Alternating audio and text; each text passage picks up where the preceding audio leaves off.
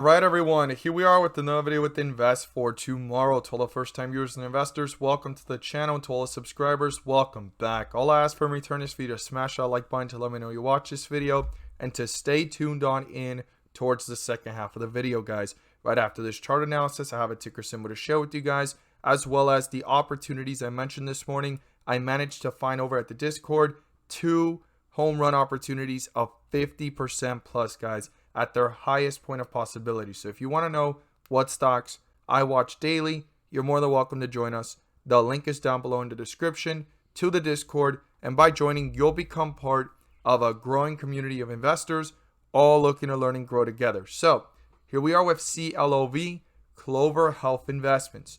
Now, a lot of people like the honesty, some people don't, right? I've talked about how we're heading towards $10. I talked about if we broke through 10, we would head towards 9. And if we broke through 9, this could go to 850, okay? Now, we got really close to 850, right? We touched 857, guys. Now, the question is that the bottom? The way the stock is setting up right now, and even the way it's looking, it seems to me like there's some room to the downside. The further down this goes, the bigger the opportunity for long-term investors. I won't say short-term, because we don't really know exactly what's going to happen short term. The only thing that can happen short term is a squeeze, and that's what really everyone's waiting for, the second squeeze. And a lot of investors are pretty confident that it will be bound to happen. But right now, the way the stock is set up on technicals, if you look at it on the daily, if you look at it on the weekly, if you look at it on the monthly, things look pretty weak, guys.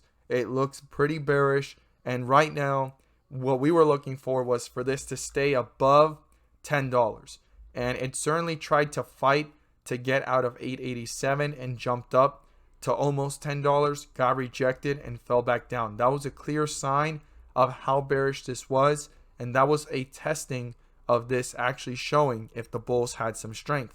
Now, the fact that we're at these levels, if this breaks through 850, I would watch between 750 and 850. But before getting there, we have some numbers to discuss. We are below the 50-day moving average. We tried fighting here, and I stated it. This is what we call bull trap if it can't stay up. That's what they call it, and that's something I was looking for because we already had seen a prime example of bulls trying, bears appearing. Bulls trying, bears appearing, okay? And that's what we're seeing now. So the next time the bulls try, we need to see, is this having strength? Is this the beginning of real momentum? But no one knows the bottom, right? That's the biggest part of investing, and it's the hardest part. And with all the FUD that's being thrown around overall in the markets, and this is so bearish, it almost seems like there's much more room to the downside. I don't even know how low this could go, because really what I was looking at was this touching the 10 to probably $9 mark, bouncing back up like it did, consolidating and building itself back up in a reversal pattern to the upside, and we're continuing downwards. So I look forward to seeing your thoughts. Do you think this can go as low as 750? But the lower this goes, if there's a potential second squeeze or even a healthy reversal to the upside based off of analysis ratings, the lowest point that I've seen of analysis ratings is between 10 all the way upwards to $14, $15 per share based off of analysis ratings. So even that $10 mark, there's still 20% upside from here. If it goes to the sevens, there's nearly 25 to 30% upside. So those are the things as an investor to start thinking about, because this is a company that has been growing. It's gotten new contracts. It's part of the Medicaid, Medicare program. It's a SPAC merger. You want to remember that as well. It's below SPAC pricing. And the fact that it's heading back towards the most recent lows that we saw back in May and April, that is interesting as well. But presenting itself to be an opportunity. This is where opportunities are formed. That's something you need to remember as an investor. But what are we looking for tomorrow? So the first thing is right here, 857, okay? That gets broken through. I would watch how this reacts between 850 all the way down towards 750. Does it bounce around? Do the bears keep on tearing this down? And if we break through 750, we have to reanalyze everything and see the newer low. But right now, we're going to focus in on these numbers and right here at 857. Currently sitting at 867. The first resistance level to break through is 882. But the most significant one is the highest point before the drop, and that is right here at 918. If that's accomplished, this needs to push itself up towards 950 here, like we see right here. That is super important for the bulls to keep pushing so that they can actually get closer to the 50-day moving average and accomplish breaking through it to get back into bullish territory, push up to newer highs and new resistance levels. If you learned something new, don't forget to subscribe, click on the bell so you don't miss a single video that I post. Share this with a friend so they can receive the insight as well. And all I ask for is 3 to 5 more minutes of your time. I have a ticker symbol to share with you guys, as well as the opportunities I mentioned this morning. I managed to find 2 home runs at their highest point of possibility, 50% plus, guys. If you want to know what stocks I watch daily, you can join us. The link is down below in the description to the Discord. Stay tuned.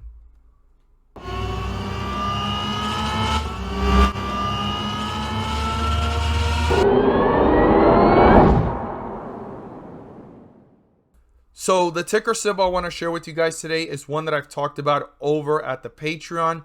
It was in the low 40s, seems to have bottomed out when we caught it, and it shot up nearly almost 80% plus from those moments when we talked about it in the last several weeks and months. But before we look at this chart and how it's reacting right now and why I'm watching it again, I want to share with you guys the opportunities I mentioned this morning over at the Discord. And if that's something you want to become part of, you're more than welcome to. Today, I managed to find 2 50% plus opportunities at their highest point of possibility. And if that's something that interests you, you can join us. The link is down below in the description to the Discord.